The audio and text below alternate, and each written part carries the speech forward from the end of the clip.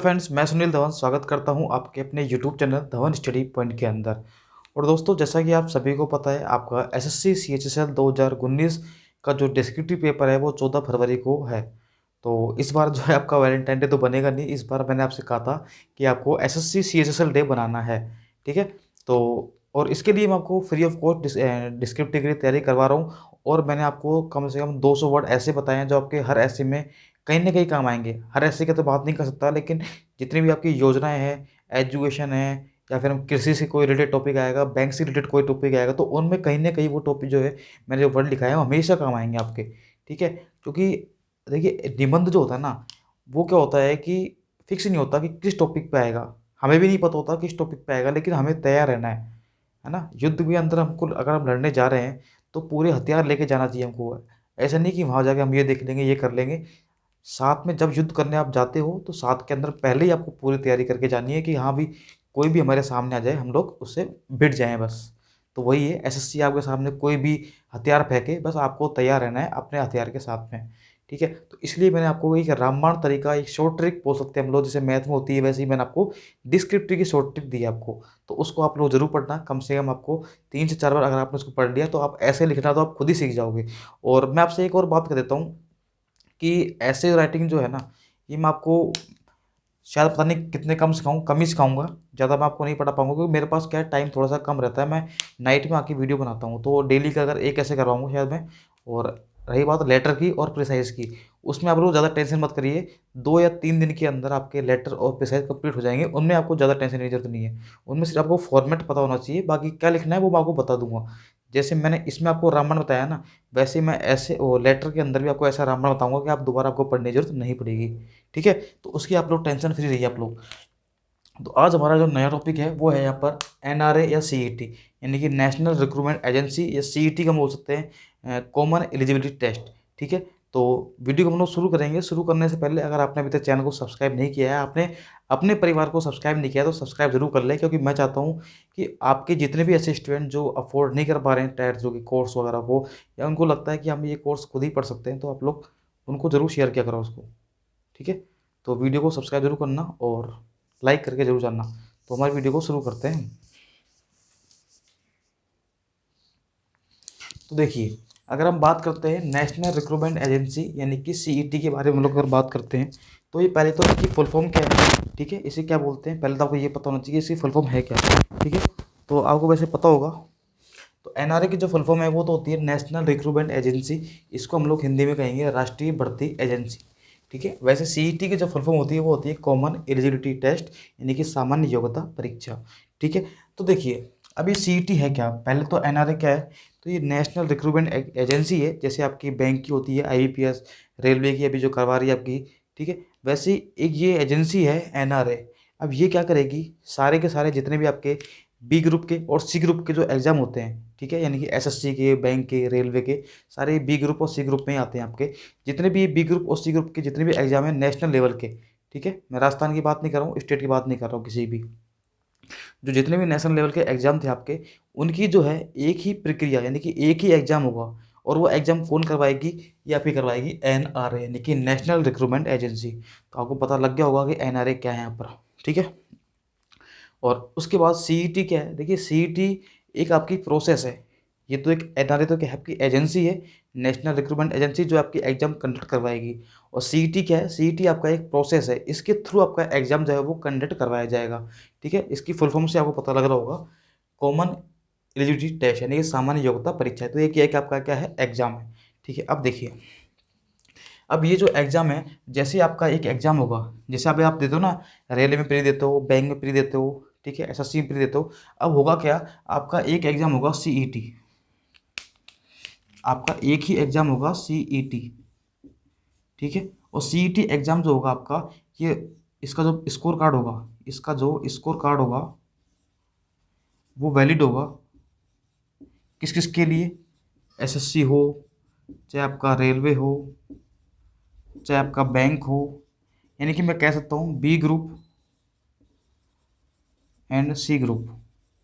B group और C group के जितने भी आपके एग्जाम हैं उनके लिए क्या होगा, ये वैलिड होगा, ठीक है। ये आप, और इसमें दो होंगे, एक होगा आपका कंपटीशन आपके ग्रेजुएशन लेवल पर, एक होगा आपके 12th बेस पर, ठीक है, तो वो उसकी अलग अलग कंडीशन है। तो वैसे आपका ये एग्ज़ाम होगा और इसका जो स्कोर कार्ड होगा ना, यानी कि अगर आपने इसका स्कोर कार्ड जो भी इसकी मिनिमम क्राइटेरिया होगा इसका, अगर आपने उसको पास कर लिया तो फिर आप लोग जो है, आप बोलते हो ना प्री पास हो गया, तो आपका क्या हो जाएगा, प्री पास हो जाएगा, प्री क्या हो जाएगा, क्लियर हो जाएगा। जैसे आप लोग अभी अलग अलग क्लियर करते हो एसएससी का, प्री रेलवे का, उसके बाद होगा क्या, अगर आपने एक बार एसएससी सीईटी का पेपर क्लियर कर लिया तो यानी कि आपने सभी का प्री क्लियर कर लिया, इन सभी का, चाहे रेलवे का हो, चाहे बैंक का हो, चाहे एसएससी का हो, आपने सभी का क्या कर लिया, प्री क्लियर कर लिया। अब जो सेकंड एग्जाम जो होगा, यानी कि मेंस जो एग्जाम होगा ना, वो कौन करवाएगा, अब वो करवाएंगे अब अलग अलग संस्थाएं, जैसे आपकी रेलवे अलग करवाएगी, अपना एसएससी अलग करवाएगी, बैंक अलग करवाएगी। ये अपनी क्या करेंगे, अलग अलग कट ऑफ निकालेंगे।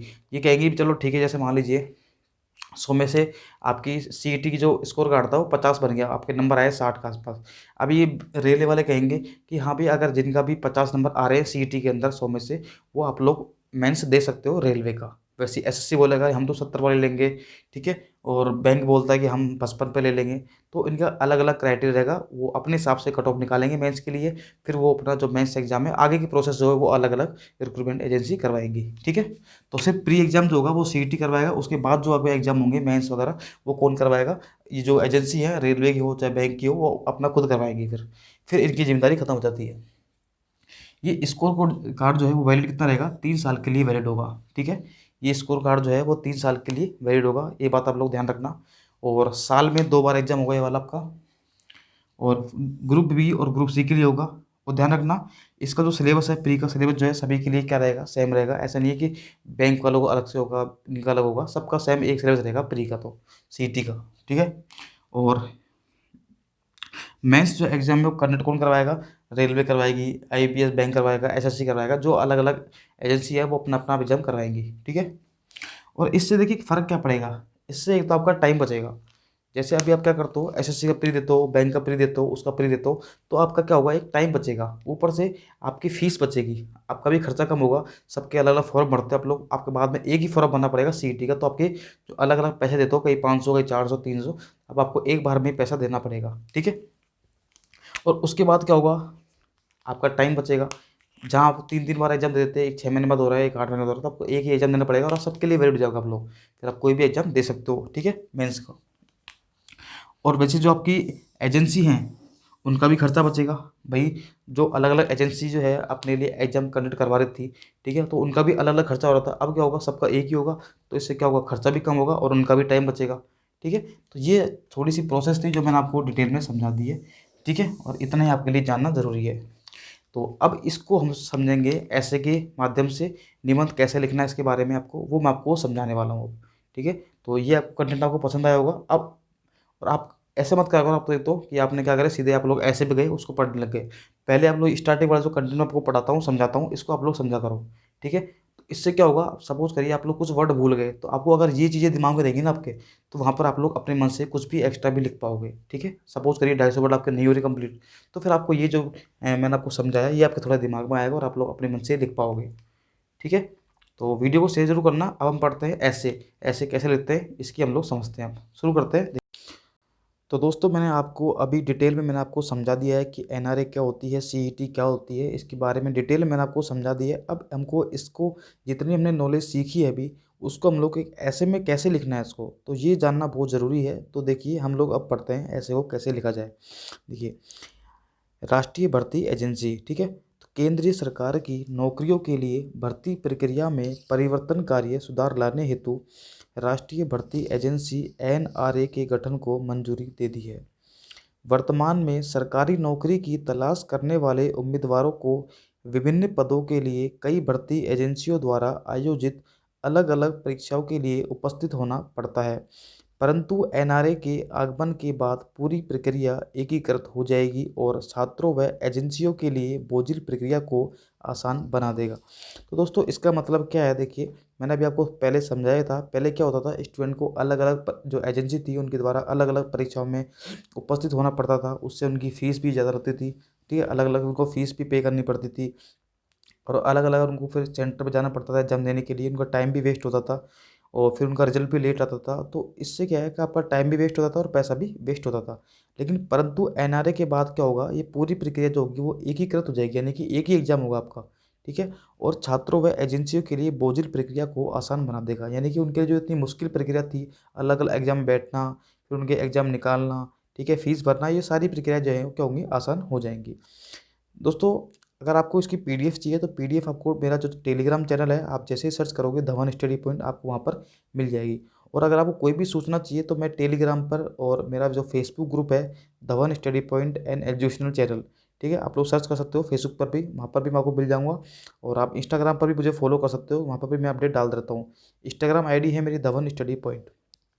चलो आगे देखते हैं हम लोग। एनआरए द्वारा ग्रुप बी व ग्रुप सी गैर तकनीकी पदों के लिए उम्मीदवारों का चयन करने हेतु सामान्य योग्यता परीक्षा सीईटी का आयोजन किया जाएगा। तो दोस्तों, अभी मैंने आपसे समझाया था कि एनआरए जो होती है ये तो नेशनल रिक्रूटमेंट एजेंसी है, यानी कि ये तो एक एजेंसी है जो आपका एग्जाम जो है वो कंडक्ट करवाएगी। लेकिन किसके थ्रू एग्जाम कंडक्ट करवाएगी, तो आपका करवाएगी सीईटी के थ्रू। सीईटी क्या होता है, मैंने आपको बताया था, कॉमन एलिजिबिलिटी टेस्ट, यानी कि सामान्य योग्यता परीक्षा। तो इसके तहत क्या होगा, आपका एग्जाम कंडक्ट करवाया जाएगा। आगे देखिए, उम्मीदवारों को सीईटी में प्राप्त परिणाम जो है घोषित होने की स्थिति से 3 वर्षों की अवधि के लिए वैध होगा। ठीक है, इसको थोड़ा सही कर लेना आप लोग। तो इसका देख क्या है मतलब, जो भी आपका सीईटी के अंदर आपका स्कोर कार्ड बनेगा आपका, वो स्कोर कार्ड जो है वो आपका 3 साल तक वैलिड रहेगा। ठीक है, इतनी सी बात इसमें कही गई है। आगे देखिए, सामान्य योग्यता परीक्षा का पाठ्यक्रम सामान्य होने के साथ साथ मानक भी होगा। ठीक है, तो पाठ्यक्रम जो होगा वो आपका सामान्य भी होगा और एक मानक भी होगा। ऐसे नहीं कि आपने कोई बिल्कुल ही सबसे, जैसे मान लें अपने रेलवे के लिए अलग होता है, एसएससी के अलग होता है, तो सबको मिक्स करके आपका एक सिलेबस बनाया जाएगा ताकि वो सभी के लिए वैलिड हो। ऐसे नहीं कि किसी से भेदभाव किया जाएगा। ठीक है, तो सभी को ध्यान में रखते हुए एक सिलेबस ऐसा तैयार किया जाएगा सबके लिए मानक होगा वो। आगे देखिए, यह उन उम्मीदवारों के बोझ को कम करेगा जो वर्तमान में प्रत्येक परीक्षा के लिए विभिन्न पाठ्यक्रम के अनुसार अलग अलग पाठ्यक्रमों की तैयारियां करते हैं। तो मैंने अभी आपसे समझाया भी था आपको कि इससे क्या होगा, एक स्टूडेंट जो होता है, अलग अलग उनका सिलेबस होता है, अलग अलग एग्जाम होता है, तो अब क्या होगा कि एक ही एग्जाम होगा तो आपको उसकी ही तैयारी करनी पड़ेगी। ठीक है, जैसे कि हम बात करते हैं कि बैंक के अंदर तो क्या होता है कि जो आपकी मैथ आती है, ठीक है, उसके अंदर कैलकुलेशन वाले क्वेश्चन ज़्यादा आते हैं, जबकि एसएससी के अंदर अर्थमेटिक एडवांस मिक्स आती है। ठीक है, और क्वेश्चन का लेवल भी आपको पता ही कैसा आता है। और अगर हम बात करते हैं रेलवे की, तो रेलवे मैथ इजी आती है, लेकिन रेलवे में इंग्लिश नहीं आती है, बैंक में इंग्लिश आती है। तो ऐसा आपको थोड़ा सा कन्फ्यूजन रहता है आपको। लेकिन ऐसा क्या होगा, सीईटी के बाद में क्या होगा, आपको एक ही एग्जाम देना पड़ेगा और एक ही सिलेबस होगा आपको, है ना, अलग अलग आपको सिलेबस पढ़ने की जरूरत नहीं पड़ेगी। देखिए, सीईटी के माध्यम से उम्मीदवारों के लिए कई परीक्षाओं में उपस्थित होने की परेशानी को दूर तो किया ही जा सकेगा, साथ ही परीक्षा आयोजन में विभिन्न भर्ती एजेंसियों द्वारा किए जाने वाले खर्चे में भी कमी आएगी तथा सीईटी जो है अनेक भाषाओं में उपलब्ध होगा।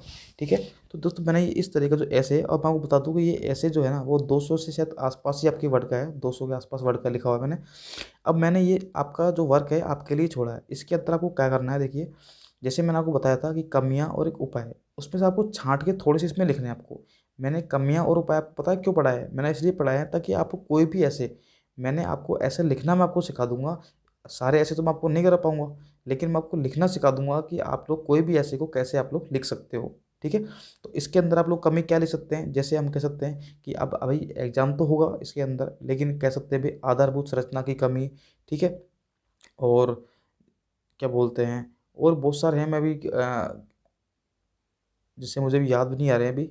ठीक है, तो एक भी, और जैसे आप उचित मूल्यांकन प्रणाली, तो ऐसे काफ़ी सारी चीज़ें जो आप लोग इसके अंदर ऐड कर सकते हो। ठीक है, तो ये अभी आपका काम है, मैंने आपको जितना कंटेंट देना है मैंने आपको दे दिया है। ठीक है, अब हम लोग अगला ऐसे पढ़ेंगे और मैं आपको डेली एक ही ऐसे करवाऊंगा, दो ऐसे मेरे को मुझे क्या है टाइम मिलता नहीं है, तो मैं आपको एक ही ऐसे पर डे आपको करवा सकूँगा। और रही बात आपकी लेटर और प्रिसाइज की, वो मैं आपको 2 या 3 दिन में आपके कंप्लीट हो जाएंगे।